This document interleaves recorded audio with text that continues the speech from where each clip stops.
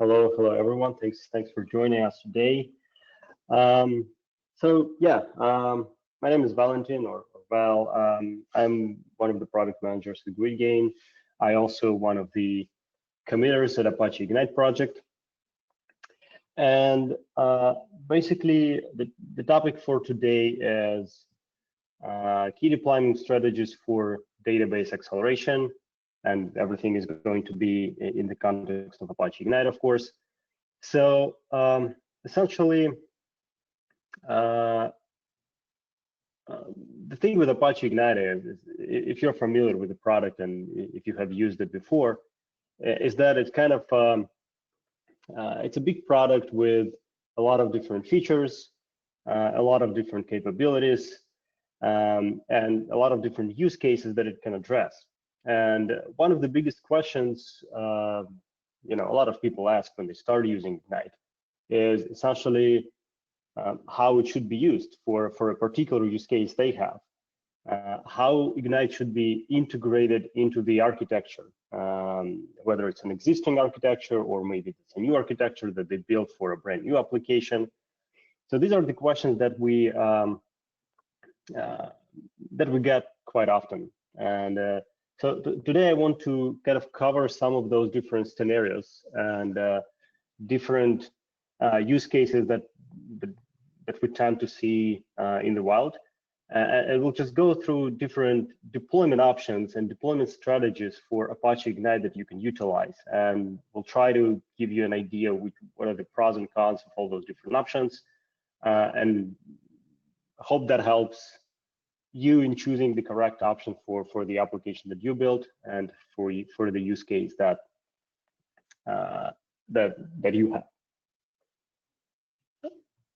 So first of all, since we're talking about database acceleration for the most part, what we mean by that is one of the prominent use cases is that you have an application that runs on top of a database, whether it's a relational database or a NoSQL database, or Hadoop maybe, or something else, and you have performance challenges, right? And you need to address them somehow. So one of the first things that comes to mind in that regard is utilizing memory and utilizing memory speeds for the data access. So this is just a table which kind of tries to demonstrate the difference between memory access and disk-based access on human scale, kind of a thing. So if should a CPU cycle take a second instead of sub-nanosecond that it actually takes, you'll see that like memory access take minutes, while disk-based access, even for SSD disks, which are quite fast, obviously, takes multiple days. And for rotational disks, it goes into months. So basically that even though the latency for rotational disks is still quite fast, if you think about it, just in millisecond range, on a computer scale, it's actually very slow. So when we talk about computer systems and acceleration of databases, it kind of, it seems like putting data into memory might be really beneficial. In many cases, it actually is. That any database nowadays have some sort of caching technologies with caching capability, of course. Whether it's caching of some internal artifacts like execution plans or something, or caching of query results. Many databases have this kind of capability. If you execute a same query every now and then, it will cache the result, and it will keep the result in memory and will serve the result from there if you execute the same exact query with exact same parameters. Some databases, or most databases at this point, have capabilities for caching of the actual data. So they would put some parts of the data into the memory and serve the data from there. So there are many different caching capabilities on the database level that you can find there.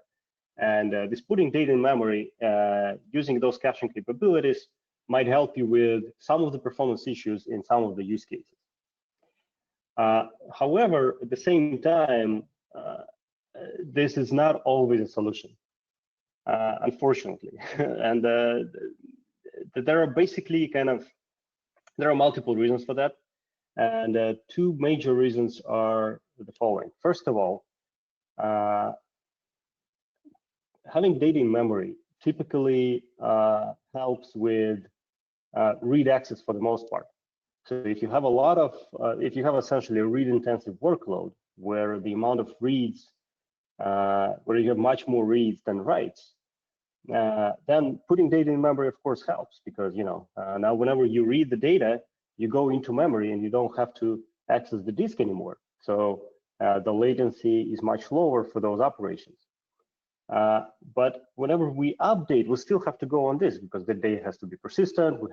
We want to maintain consistency, and we want the data to be available for future use and to be protected from any failures or whatnot. So it has to be persistent and it has to be written on disk.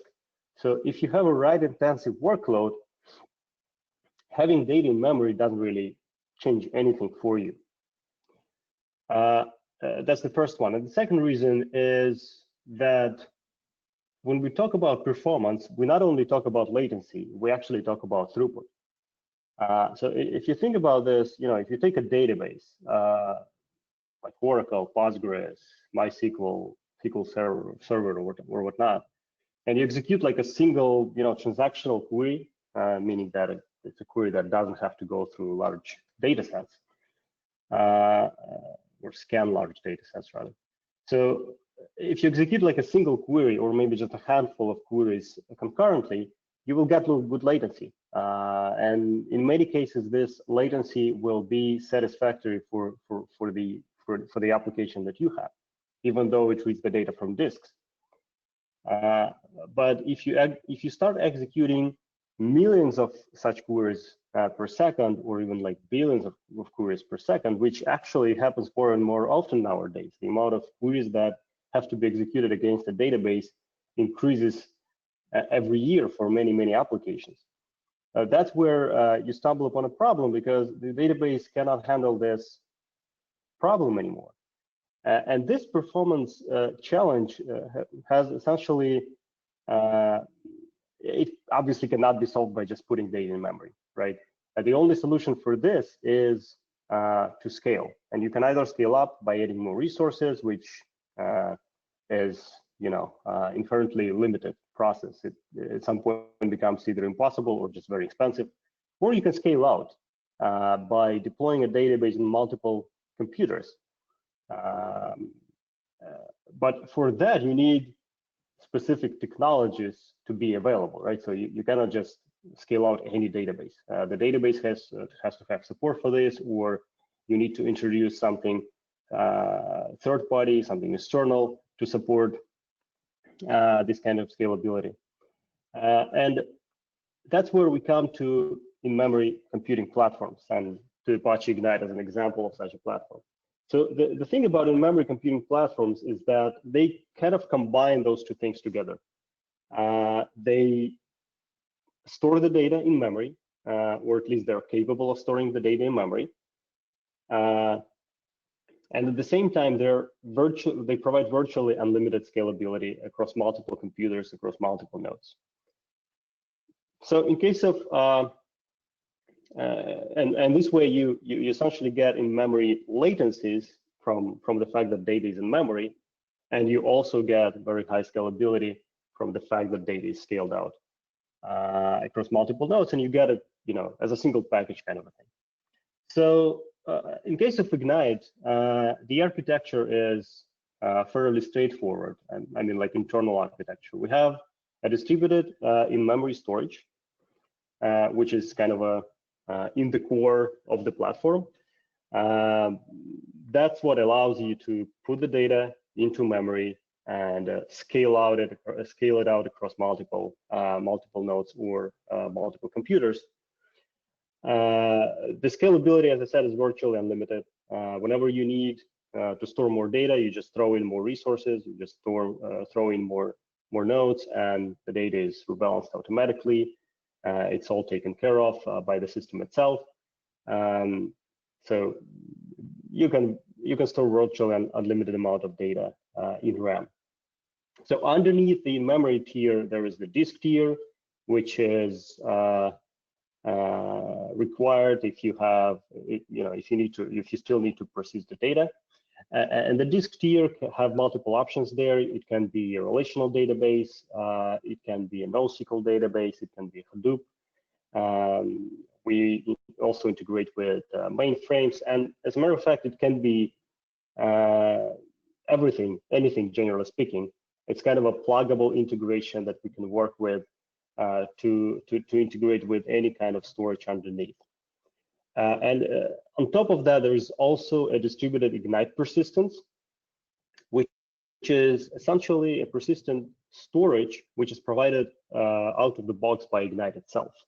So you don't actually have to integrate with an external database. You can also use this out-of-the-box option, and it has some advantages there as well. And I'll cover that in a little bit more detail going forward.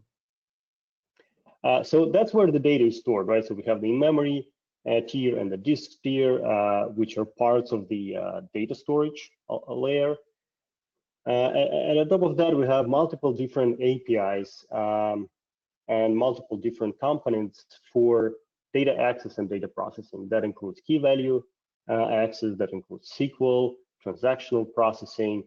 You can execute arbitrary computations through the compute grid engine, which essentially allows you to execute any Java, .NET, or C++ code on the nodes where the data is stored. You can also deploy services, and there is the machine and deep learning engine also provided out of the box. So you have all those different capabilities provided to you that you can use within your applications. And on top of all that, obviously, there's the application layer that uses those APIs to work with the data and to achieve, whatever goals the applications have. And then applications also might be different. It can be a web application, it can be a microservice somewhere in the cloud, it can be a mobile application, it can be, again, virtually anything. You just embed an Ignite client into the application itself, and you get the APIs, you get the access to the cluster from that, and you can utilize those within the applications. So all that I've just described, everything that is shown in red essentially, is part of Apache Ignite. It's an open source project. It's free to use under Apache 2.0 license. At GridGain, we also create multiple different enterprise level features, mostly for on top of Apache Ignite. Most of those features are kind of miscellaneous for mission critical production deployments. These are things like data center replication, for example, or rolling upgrades, and other things for high availability. The thing that might be a little bit more relevant to today's topic is there are some integration components that I will touch base on that also come as a part of Enterprise Edition, and they might be really useful for some of the deployments that you might want to use for your applications. So, as I said, again, like coming a little bit back to the topic of the database acceleration.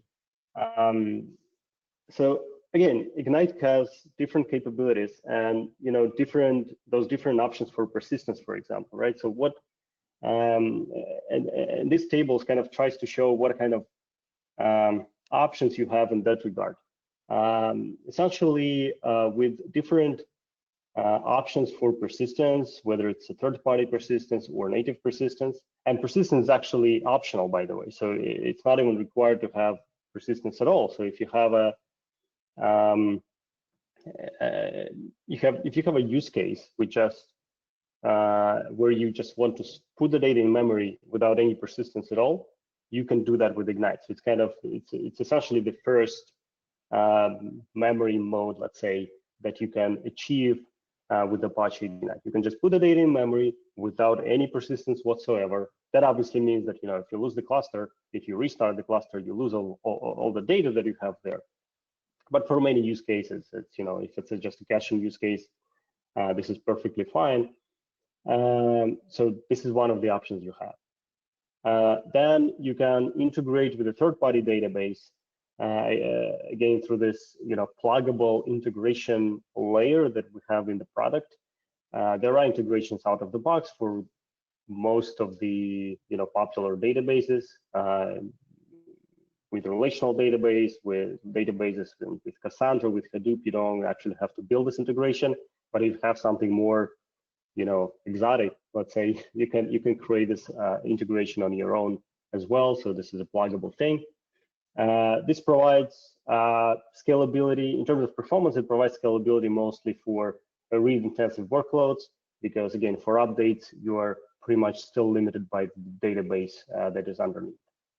And then there is the the native persistent store, which comes out of the box with Apache Ignite, and this one also is scalable, essentially in the exact same way as we scale the memory layer. So every node will have its own portion of the data persisted on its local disk, right? So if you have 5 nodes in your cluster, you have data partitioned across 5 nodes in memory and across 5 nodes on disk as well. And if you add more nodes, it gets rebalanced again in the same way, both on in memory layer and on disk layer. So this essentially creates this scalability characteristics on both levels, which is which might be quite beneficial, especially again if you have a lot of updates. And also, one of the things that you can achieve with this persistent store is that you don't have to have like 100% of data in memory. You can only have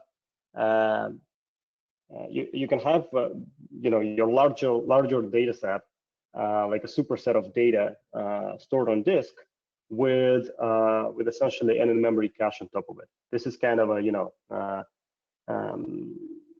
this creates an architecture similar to any traditional database out there. So again, in terms of how you store the data and where you store the data and how which data gets into memory and all that, you also get this this flexibility, and you also get those different options out of Apache Ignite. So a little bit detail of how it works internally. So on the memory tier level, essentially it's very straightforward. Every node will have obviously the Java heap memory for the interim objects, for anything that is queried, for example, and is temporarily stored in the heap memory. But the actual data, actual permanent storage for the data is outside of the heap memory. So this was done mainly because of mainly to avoid GC pauses and other garbage collection issues, because if the heap size is very large, you are likely to have GC pauses and all kind of different problems that come along with that. So Ignite stores actual data outside of JVM memory. It's still the same process. It's still essentially a pointer away, but this is the memory. This is the memory space that is managed manually by Ignite itself. JVM is not aware of this memory. Garbage collector is not aware of this memory, and therefore we don't suffer from long GC pauses because of that. And whenever you scale out, you just add nodes that have the exact same architecture, and all it does for you is that essentially it splits the data into smaller parts, and every node stores the smaller part of the data. And if you have more data at some point, if your data set grows, all you have to do is add another node or another 2 nodes into the picture, and the data will be rebalanced and will be scaled out accordingly. So on persistence layer level, what happens is that, as I mentioned before, every node, and that's about the native persistence, of course. So every node will have all updates that are happening in memory propagated to the local disk on that node, right?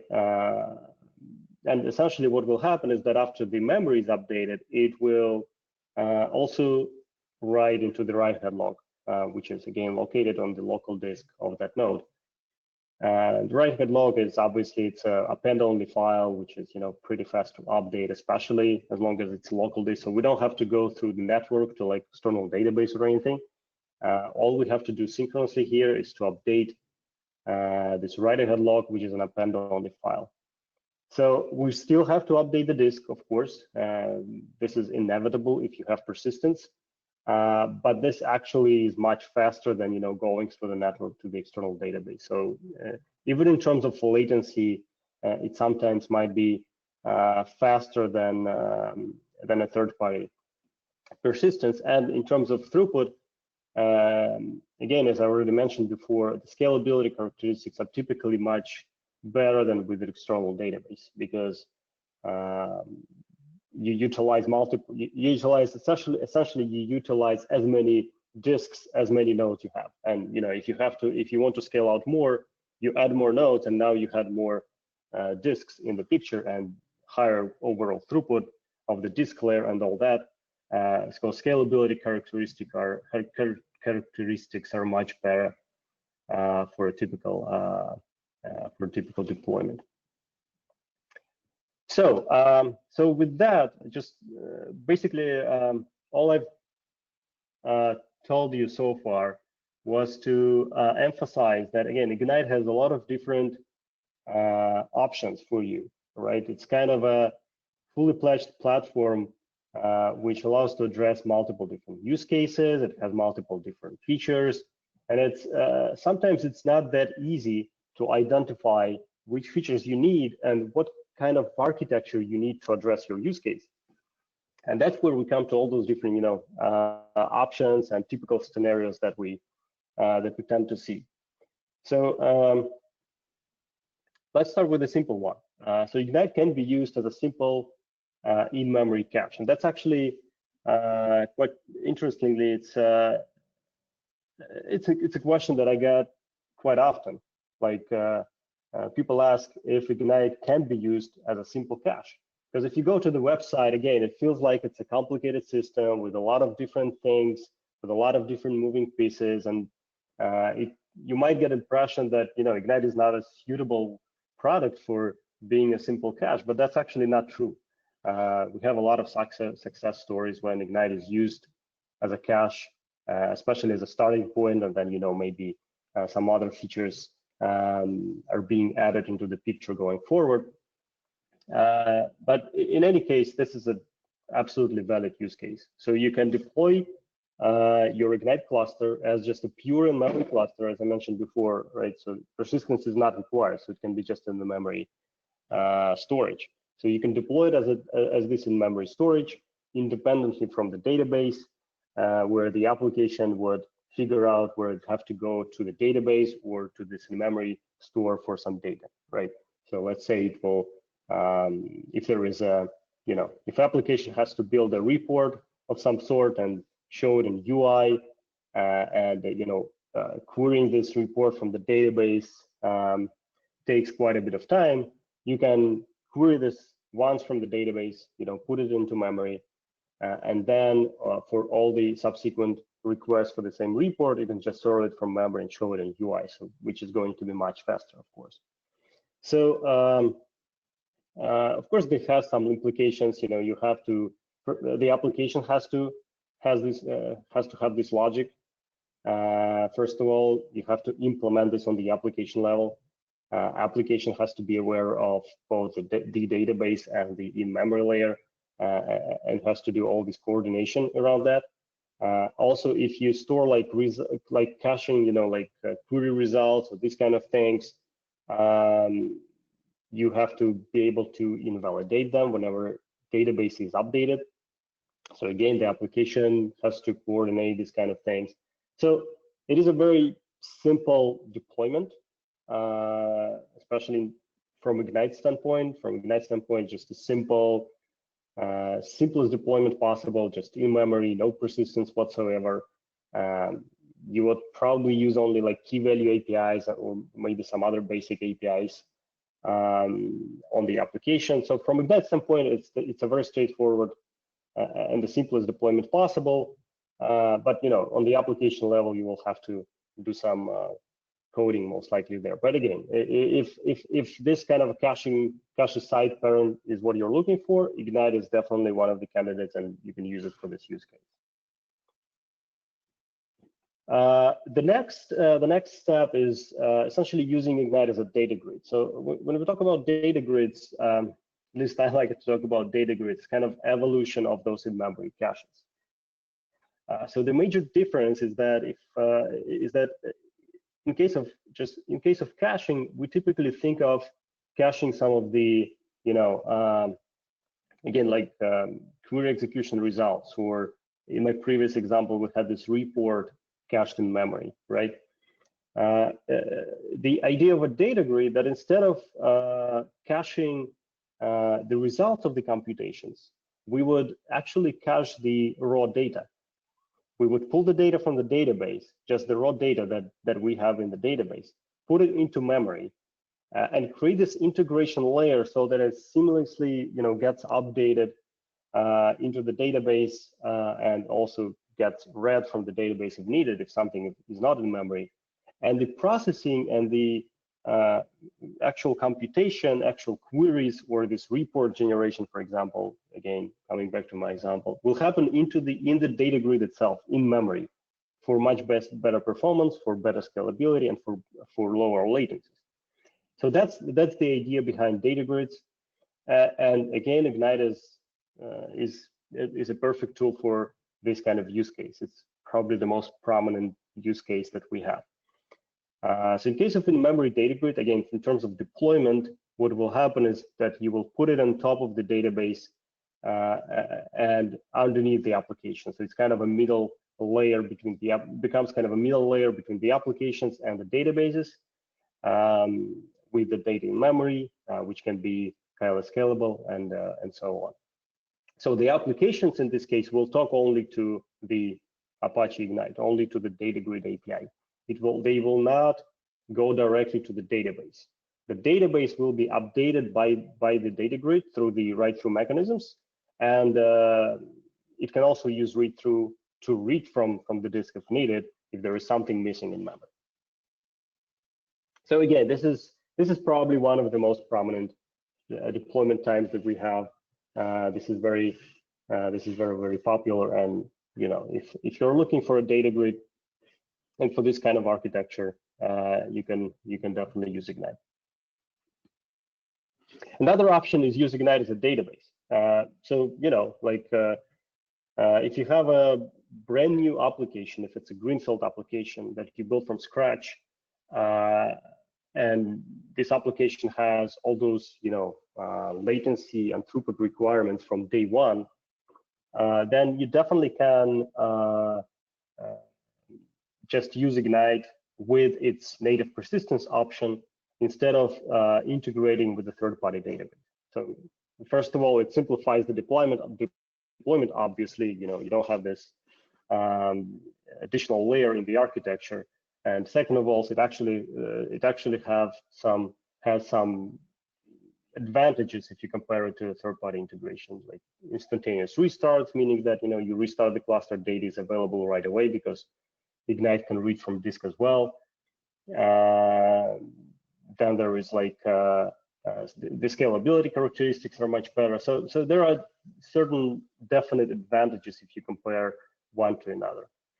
But if you already have a legacy database, you do not necessarily want to replace it. Sometimes it's possible. If you want to replace it, again, this might be a good option for you.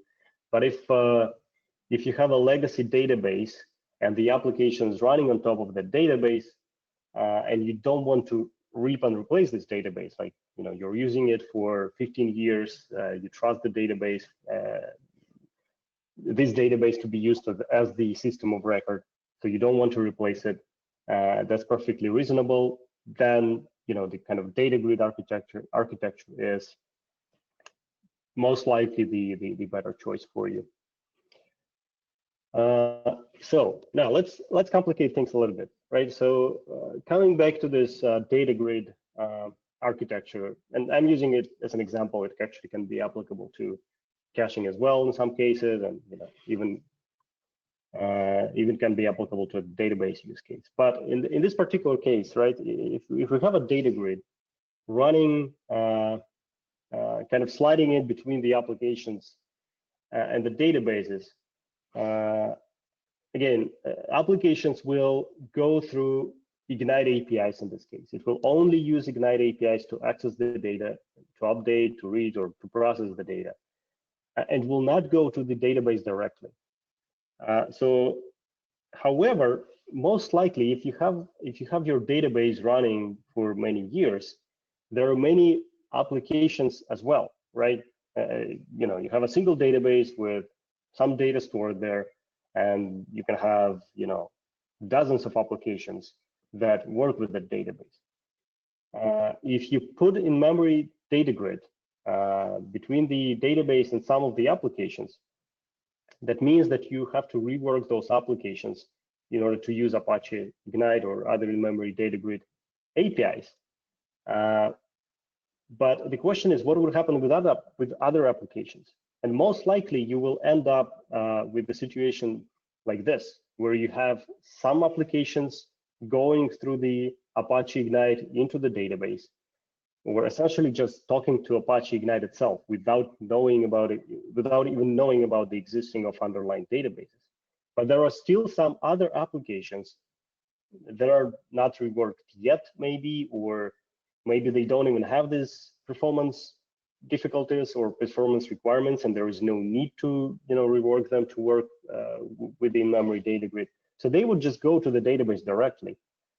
And whenever something is updated in the database by this application, is not reflected in the data grid, of course.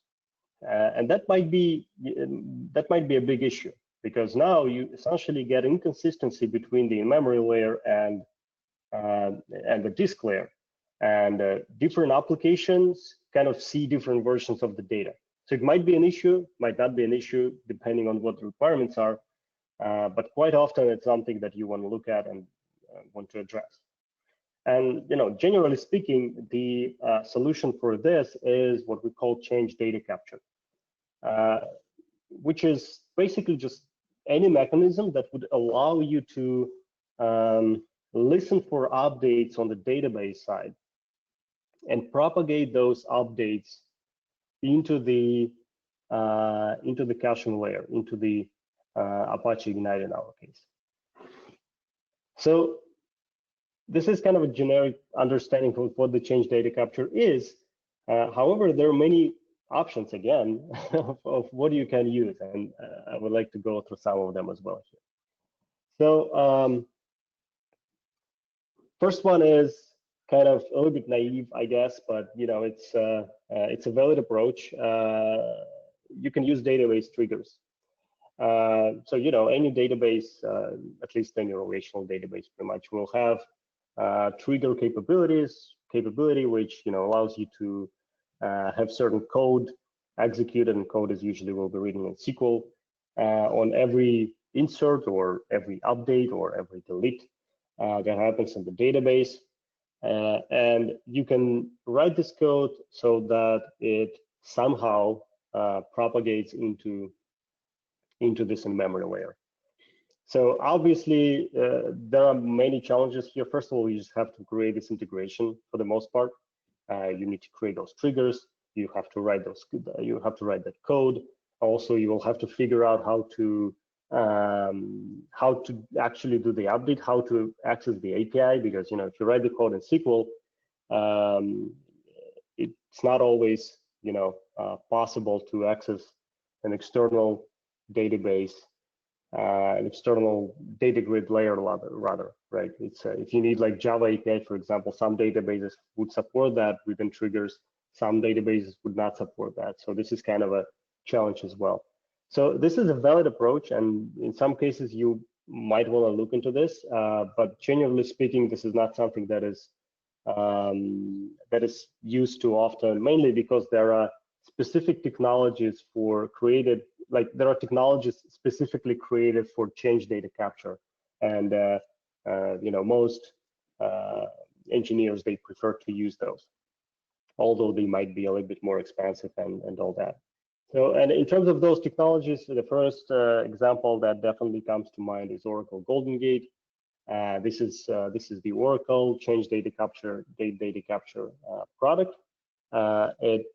It is created by Oracle, but it actually supports many other databases as well. Postgres, MySQL, DB2, and many. They have a long list actually. And the idea behind the product is exactly that.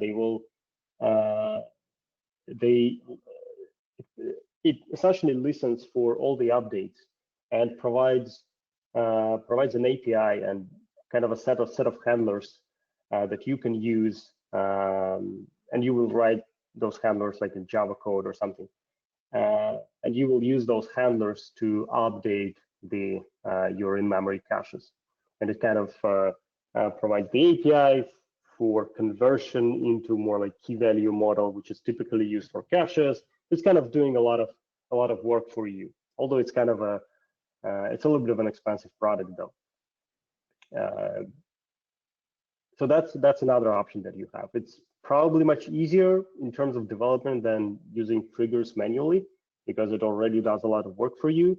But that's another product you have to add into the architecture, and it's also might be quite expensive. And then third option, it's a little bit more generic. It's kind of it's any streaming option that you can think of. It again might depend on the database. Some databases support propagating updates into like JMS queues, for example, natively, or this kind of thing, right? So you can. The general idea is that a database somehow would write into a streaming queue of some sort, and then the caching layer, the Apache Ignite in our case, will consume from that queue and apply those updates on its side, right? So one of the very good examples is using Debezium with Kafka. This is kind of this is the architecture that we keep seeing more and more often. Essentially, there is this Debezium is, and it's an open, if you haven't heard of it, it's an open source product, which again is designed for change data capture. And what it does is it consumes the data from databases and has integrations with many databases out of the box. So you probably will not have to worry too much about that side of things. And then pushes it into Kafka, for example. I think it supports other streaming technologies as well, but Kafka is probably used in 90% of cases, I guess. But anyway, so there's kind of this intermediate layer between the database and the streaming engine that you would use in the middle. And then in case of Apache Ignite, you can consume the data from Kafka and stream it into Apache Ignite. You can do this manually. You can create your own consumers. There is also the Kafka streamer component within the Apache Ignite, which is open source. It's one of the integrations that we have that was provided by the community, which is essentially what I've just described. It consumes the data from Kafka and pushes it into Ignite cluster. And also in the Enterprise Edition, in the GridGain Enterprise Edition, we have this Kafka connector, which integrates with the Kafka Connect framework. It's kind of a little bit more native integration with Kafka for these kind of purposes. But again, this is part of the Enterprise Edition. So you have a little bit, several options here as well. But again, generally speaking, the idea of setting up change data capture this way might be a good thing, because Debezium has a lot of integrations with many databases, so not much to worry about there. Ignite and GridGain provides integration with Kafka, so we're kind of covered on that side as well. And essentially with Debezium, And with at least with GridGain Kafka connector, it's going to be zero or almost zero code. It's going to be just something that you need to configure and set up, and it's going to work out of the box.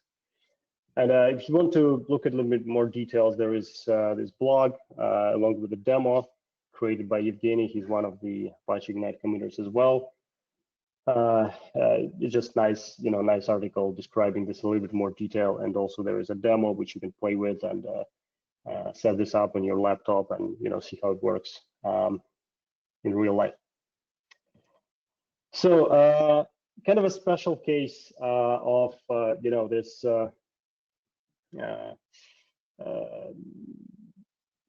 special case of deployment with Ignite is Hadoop acceleration. So when we use Hadoop, the thing with Hadoop is that it has this big ecosystem of different projects and different products around it. So in order to properly work with it, you have to kind of integrate with all those different products. It's hard to use those, change data capture mechanisms that I've just described. They're typically not really applicable in this case. So we have to kind of have this special support. So what we do on Apache Ignite side is, first of all, we have Spark integration. So the idea is that you can pull some of the data into memory, or it can actually be a persistent cluster as well, if that's something that you're looking for, from Hadoop. And you can use Spark for that, or you can also just query Hive directly, for example, and save the data in Ignite. The idea is that you typically don't need all the data from Hadoop in memory, obviously, because it's going to be a large data set, huge amounts of data, and most of the data is not something you would query so often, and probably not something that you have those performance requirements for. Usually you will have, like last several months of data, for example, that you want to have in memory for faster access, something like that. So the idea is that you pull the data from Hadoop into memory, and whenever the application wants to do the processing on that data, or query the data from the last 6 months, for example, it will just use Ignite APIs directly and go into the Ignite cluster, and it will give you all the latency and scalability characteristics from there. And at the same time, the application can still go use the Hadoop API to go into Hadoop directly, right? If there is the need to access historical data, which is only in Hadoop at this time, just go to Hadoop directly. And then you can also use Spark for kind of federated queries, right? If there is something, if there is a query that essentially needs to go both into Hadoop and into GridGain or into Ignite for some reason, you can use Spark integration for that. Hadoop obviously has integration with Spark for like data frames and for RDBs. Ignite also has integration with Spark. This is also provided by Ignite out of the box. And essentially, if you have like a data frame, a Spark data frame, which with multiple relations, and some of those relations are Ignite relations, and some of those relations are in Hadoop, it will still work because of those two integrations that both products provide. So you can kind of combine results and join data sets from different sources together using this integrations. And then that essentially leaves us with the synchronization part. So whenever something gets updated in Hadoop or something gets updated in Ignite, we need to do the synchronization. This is actually, so you can build something as well using Spark or Hive APIs or whatnot. But we also, as a part of GridGain Enterprise Edition, we provide, it is called a data lake accelerator. If you go to the documentation, you can look it up.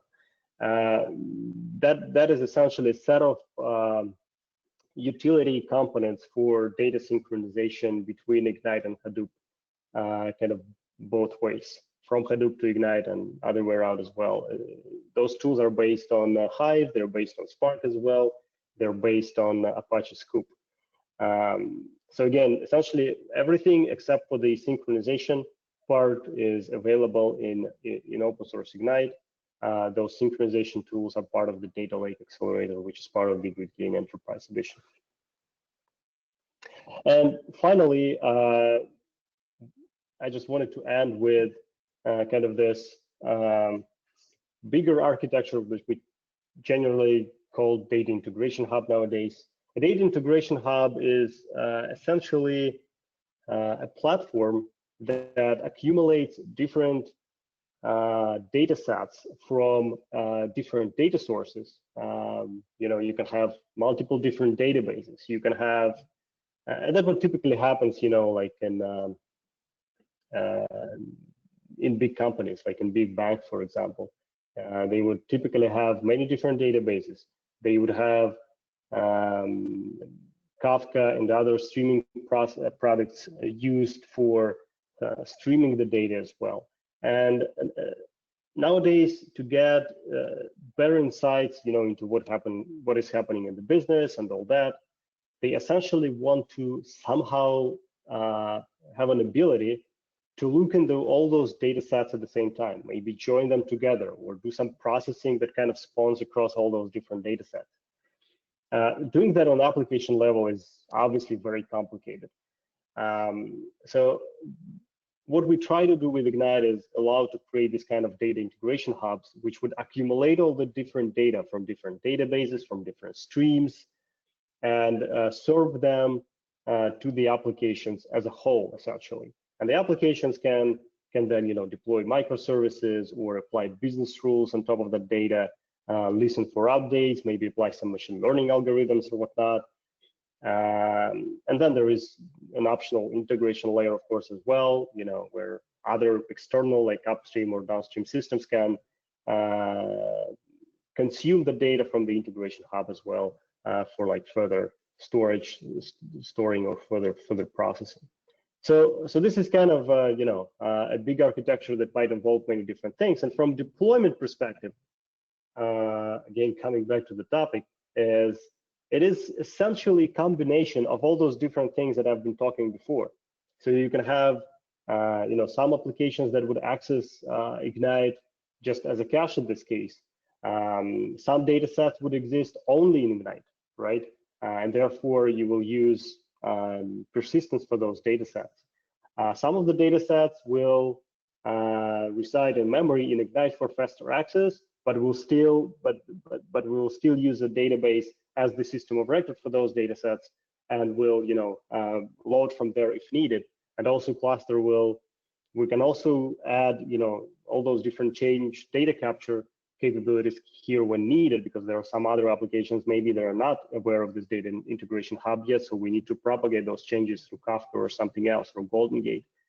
And obviously there might be just streams of data that are coming in. So all those different things can be combined in a single cluster.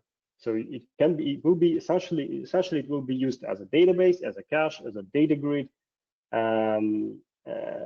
at the same time within single cluster, and that's what creates this digital integration hub.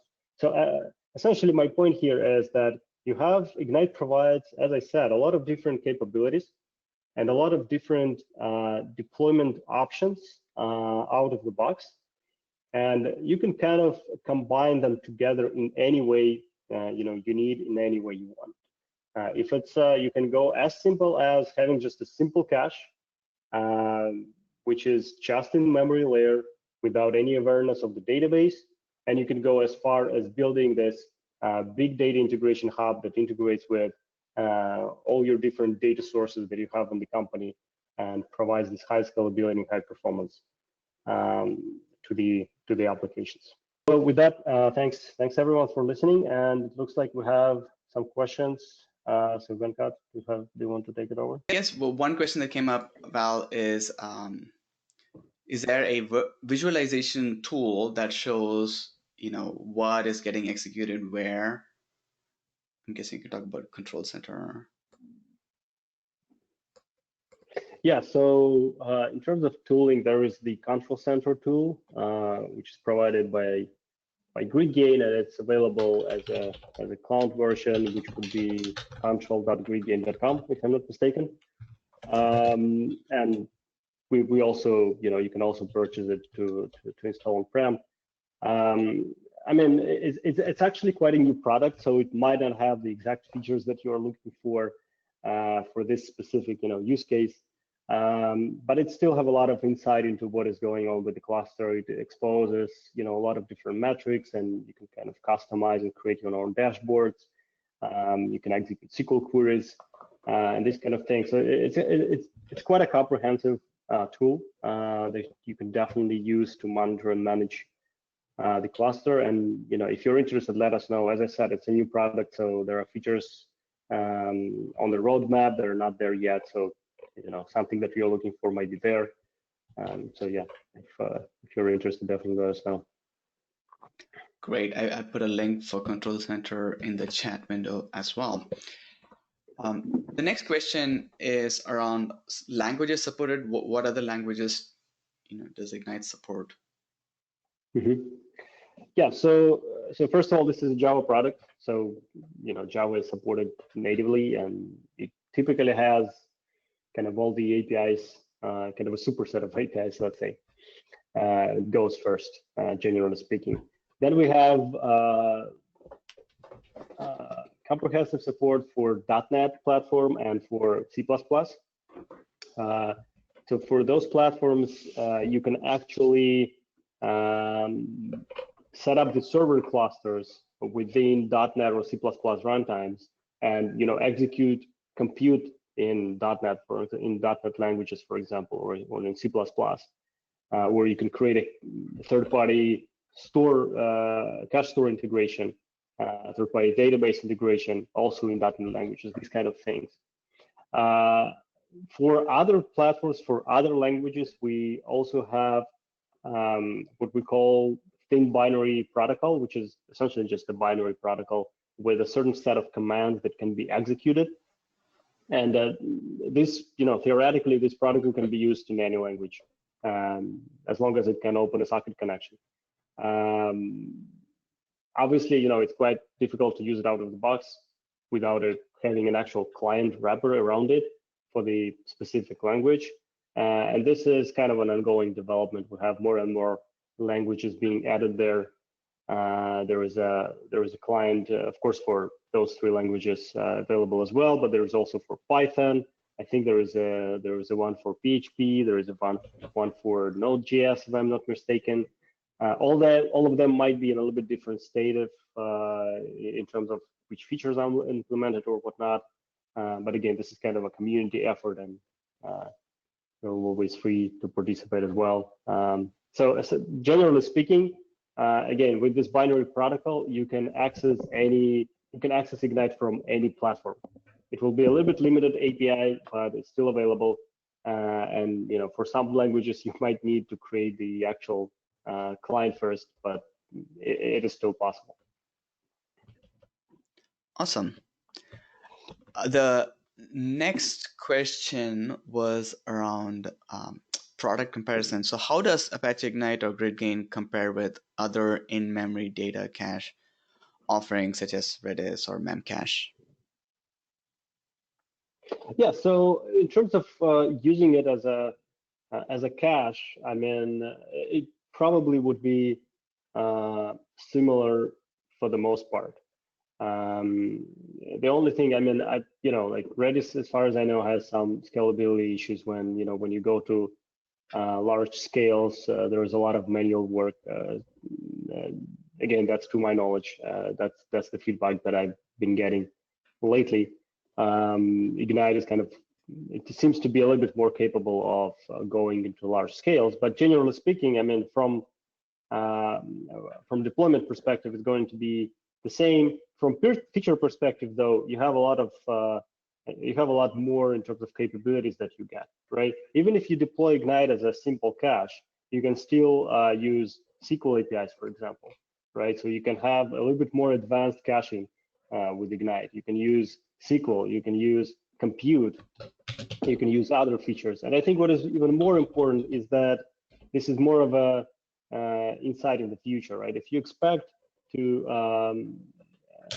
to build more advanced architectures in the future for this particular application, or maybe even other applications, it's definitely beneficial to look into Ignite because it's kind of a more comprehensive platform, which, as I said, can be used, with which you can go as simple as a simple cache, or as far as just building a very complicated, comprehensive digital integration hub.